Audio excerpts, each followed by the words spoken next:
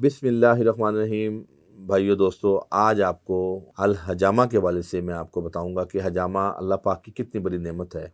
अक्सर लोग हमसे सवाल करते हैं कि हजामा में इतना खून निकलता है, वो लोग डरते भी हैं करवाने से।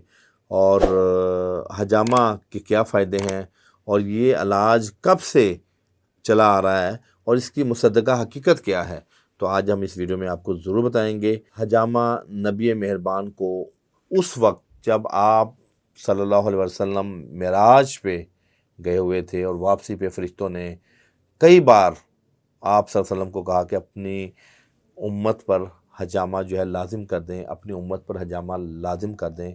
ये कितना बड़ा रेफरेंस है कि अल्लाह पाक ने जितने भी पैथियाँ, जितने भी इलाज दिए हैं, उनमें सबसे मुक़द्दस और फजीलत वाला इलाज हजामा कहा गया है। और हजामा के हवाले से लोगों के अंदर जो ये कॉन्सेप्ट बैठा है कि बहुत ज़्यादा खून निकलता है, तो ऐसी कोई बात नहीं। ये कोई नीडल्स नहीं है 1.5-2 इंच की जो आपके बॉडी के अंदर जाएगी। ये आपकी जो स्किन की लेयर होती है, फेशियल लेयर जिसको हम कहते हैं, उसके ऊपर से 70 से 80% ब्लड के बजाय इसमें टॉक्सिन होता है। और 70-80% टॉक्सिन जब आपकी बॉडी से खारिज होता है, आपका जिस्म बहुत सी बीमारियों से पाक साफ हो जाता है। मेरे भाइयों, आप जानते हैं कि घर की पानी की टैंकी अगर आप उसको साफ़ नहीं करते तो उसके इर्द गिर्द काई जम जाती है, उसके ऊपर गंदगी का एक ढेर सा लग जाता है। तो जब आप सफाई करते हैं और काई साफ़ करते हैं तो आप देखते हैं कि टैंकी शफाफ हो जाती है।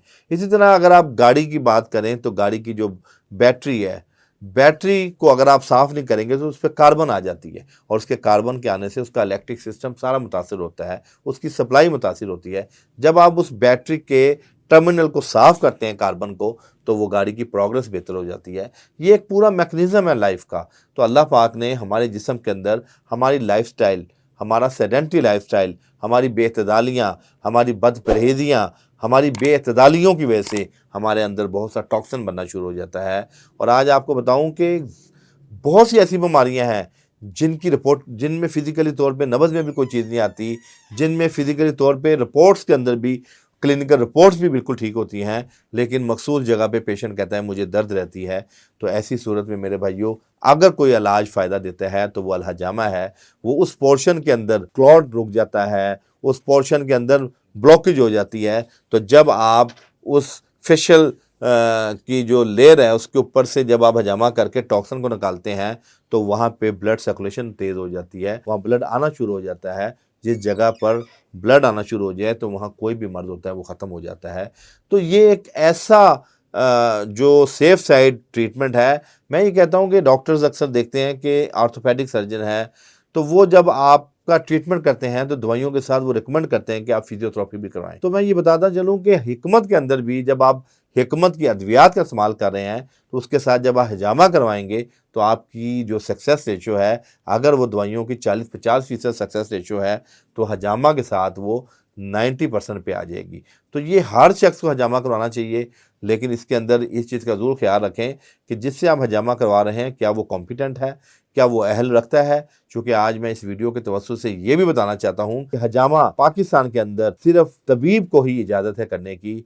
मदरसे के लोग, डॉक्टर हजरात, न्यूट्रिशनिस्ट हजरात भी हजामा कर रहे हैं, लेकिन पाकिस्तान की कौंसल ने, गवर्नमेंट ने अगर किसी को हजामा का अहल किया है, वो एक मुस्नद तबीब है। और मुस्नद तबीब को पता है कि किस किस पॉइंट में हजामा करने से कौन कौन सी बीमारियां ख़त्म होती हैं।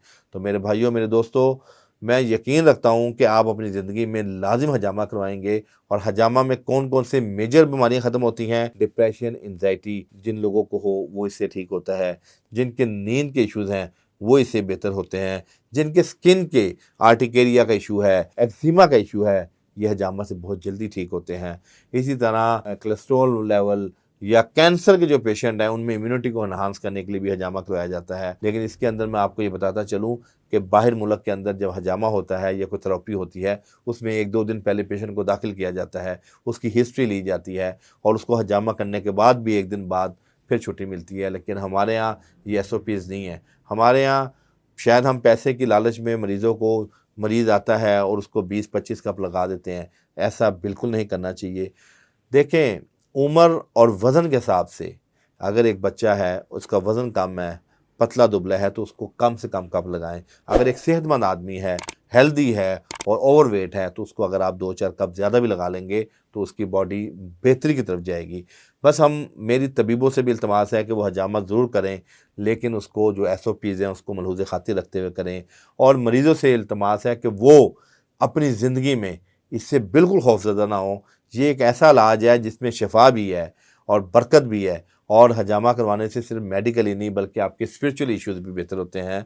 तो अगर आपको मेरी ये वीडियो पसंद आई है तो इसको ज़रूर लाइक करें, इसको शेयर भी करें, इस पे कमेंट्स भी करें और इसको सब्सक्राइब भी करें। बहुत शुक्रिया।